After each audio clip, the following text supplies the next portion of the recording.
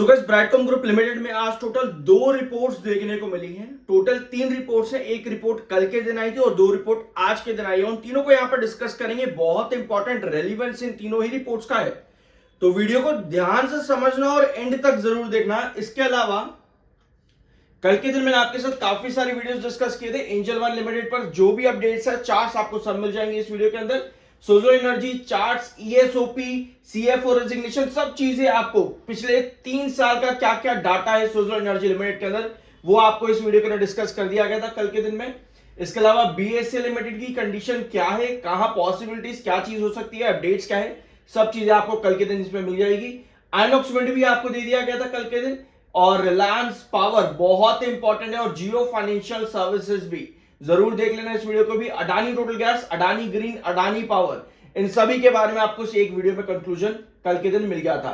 JP power ventures limited और साथ में जेपी एसोसिएट, काफी क्वेरीज आपकी हैं, और एक बार फिर से मैंने आपके साथ डिस्कस किया है ये वाला क्लैरिफिकेशन जो साल 2024 5 जून को कंपनी ने दिया था जेपी पावर ने। क्या है ये? अगर पहली बार देख रहे हो तो प्लीज जरूर जाकर के देखना। एक साल पहले भी जब कंपनी ने दिया था तब भी डिस्कस किया था, और जरूरत इस बार फिर पड़ी, इसलिए मैं ढूंढ करके आप लोगों के लिए एक बार फिर से लेकर के आ गया हूं। जेपी पावर ने जो क्लेरिफिकेशन दिया था जेपी एसोसिएट और जेपी पावर के बीच में, प्लीज उसको जरूर देख लेना, ठीक है। तो अब बढ़ते हैं आपके आगे, और 2 मिनट पहले जस्ट एक अपडेट आई है कंपनी के question and answers of presentation and share holders को लेकर के। 1 घंटे पहले भी कंपनी ने एक रिपोर्ट फाइल यहां पर करी है, और एक एनुअल रिपोर्ट कंपनी ने यहां पर फाइल करी है रिसेंटली, पिछले कल के दिन के अंदर, ठीक है। तो टोटल 3 रिपोर्ट्स हमारे पास में आ जाती हैं।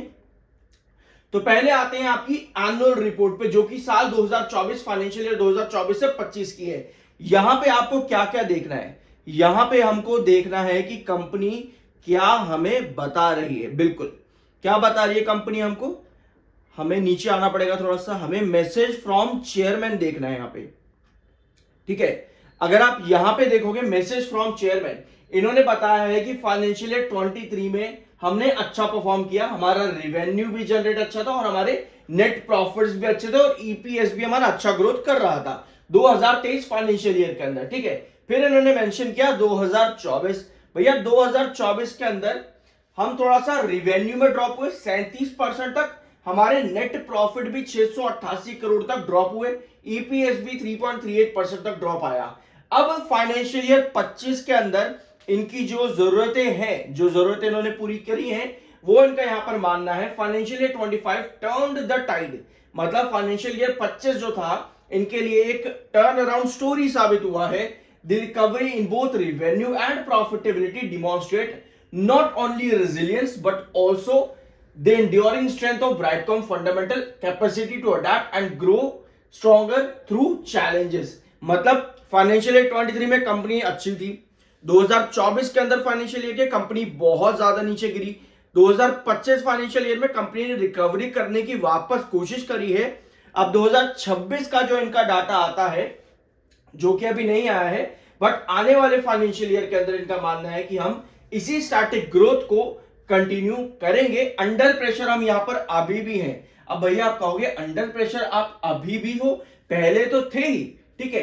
दे tell a story Brightcom does not falter under pressure, मतलब कि प्रेशर में आने के बावजूद भी ब्राइटकॉम ग्रुप ने किसी भी तरह के फॉल्स नहीं किए। मतलब फाइनेंशियल्स में आप बिजनेस वाइज की बात यहां पर कर रहे हैं। तो हम इसके लिए आते हैं आपकी अगली रिपोर्ट पे, जो कि आपकी जस्ट 2 मिनट पहले ही आई है, ठीक है। तो इस रिपोर्ट में आपके पास क्या है? इस रिपोर्ट में आपके पास आते हैं क्वेश्चन एंड आंसर प्रेजेंटेशन। अब भैया क्वेश्चन एंड आंसर प्रेजेंटेशन तो ठीक है हमें, लेकिन पूरा तो पढ़ने बैठेंगे नहीं ना, इतना तो रिसर्च कोई भी नहीं करना चाहता, बट ये चैनल आपको पूरी रिसर्च देता है, कोशिश करता है आपके सामने सब चीजें रखी जाए, और जो सही है वो सही बताया जाए, जो गलत है वो गलत बताया जाए। तो इस बात के लिए चैनल को जरूर सब्सक्राइब कर देना। अब इनसे जो सवाल पूछे गए, पहला सवाल इनसे पूछा गया, डिफेंस एआई टेक्नोलॉजी में जो आप एंटर कर रहे हो, इसमें आपकी geographical mix if that is possible to share, क्या आप यहां पर कर पाओगे पीएसयू, इंडियन प्राइवेट और गवर्नमेंट एमएनसी के साथ में, क्या आप इसमें आगे स्टैंड कर पाओगे?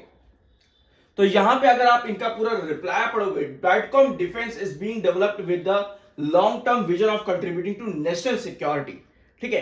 तो कंपनी ने यहां पर पूरा एक ओवरव्यू दिया है, जो कंपनी ने एआई डिफेंस के अंदर जो एंट्री करी है उसके लिए कंपनी ने पूरा ओवरव्यू यहां पर दे दिया है। अब अगला सवाल और इंपॉर्टेंट आता है। नेक्स्ट क्वेश्चन आपका है, पेंडिंग कोर्ट केसेस जो हैं वो लगातार एडजर्न क्यों हो रहे हैं। आपको पता है ब्राइटकॉम ग्रुप लिमिटेड 2023-24 में काफी कोर्ट केसेस प्रोसीडिंग्स के अंदर फंसा रहा, पूरा मैनेजमेंट, प्रमोटर, ऑडिटर, बहुत चीजें, ठीक है। तो अब यहां पर यह सवाल भी इनसे किया गया है कि आपके जो अभी भी पेंडिंग केसेस हैं और अपील्स है आपकी, वो कोर्ट में बार बार एडजर्न क्यों हो रही है। तो इसके लिए सिंपल सा कोर्ट प्रोसीजर जो है वही, उसके बारे में इन्होंने यहां पर बताया है कि कोर्ट प्रोसीजर एक लेंदी प्रोसीजर होता है और उसका अपना टाइम फ्रेम होता है, जिस हिसाब से वो काम करना चाहता है वो करेगा, ठीक है। इसके बारे में बस इतना ही इन्होंने मेंशन किया है। आप चाहो तो ये पहली लाइन आप यहां पर पढ़ सकते हो, hearing scheduled concern forums and adjournments occur when legal teams on either side seek additional time to prepare, respond और requirement procedures। मतलब कि जो आपकी कोई भी साइड होती है, दो साइड होती है आपकी, ठीक है। तो कोई भी दोनों में से कोई भी पार्टी अगर चाहे कि भैया उसको प्रिपरेशन करने के लिए और टाइम चाहिए तो वो एडजर्नमेंट्स ले लेती है। बस यही इन्होंने यहां पर मेंशन किया है। और जो जरूरी चीज है, कोर्ट केस के अंदर आगे क्या हो रहा है ये आपको टाइम टू टाइम मालूम होना चाहिए। Is there any plan to spin off Brightcom defence, क्या ब्राइटकॉम डिफेंस का आईपीओ भी आप अलग से लेकर के आ सकते हो, ये भी सवाल यहां पर किया। ब्राइटकॉम ग्रुप का आईपीओ, डिफेंस ब्राइटकॉम ग्रुप, ठीक है। तो ये भी यहां पर सवाल है। अब इनका यहां पर कहना है कि अभी जो हमने लॉन्चिंग करी है ब्राइटकॉम ग्रुप डिफेंस के अंदर, ये एक नई लॉन्चिंग है, अभी पहले बिजनेस को ग्रो होने देना चाहिए, तब जाकर के इस तरह के सवालों का जवाब हम दे पाएंगे। Any step such as an IPO will be taken only if it clearly enhances overall shareholder value and at a time when the division has achieved necessary size and credibility। मतलब एक बार बिजनेस ग्रो हो जाए उसके बाद हम decide करेंगे कि इसका आगे करना क्या है। अभी के लिए ये ब्राइटकॉम ग्रुप लिमिटेड के साथ ही आपको देखने को मिलेगा, ठीक है। सो ब्राइटकॉम ग्रुप लिमिटेड अभी भी आपका शॉर्ट टर्म ASM 1 के अंदर है। लास्ट वीडियो में हमने जो चार्ट डिस्कस किया था एक बार उसको यहां पर देख लेते हैं, ठीक है। तो लास्ट वीडियो में आपको ये चार्ट देखने को मिला होगा जहां पे पिछले हफ्ते आपका स्टॉक एक रेजिस्टेंस के अंदर घूम रहा था। ये रेजिस्टेंस अगर हम देखें तो ये आपको दिखेगा 1590 के आसपास। ऊपर वाला जो ट्रेंड है 1590 का है, जो कि येलो क्रॉस और बॉलिंजर बैंड के भी पास में ही है। तो 1590 का रेजिस्टेंस आपको पिछले हफ्ते दिख गया था। आज सेलिंग आ रही है लगभग 2% की आप गिरावट पे हो।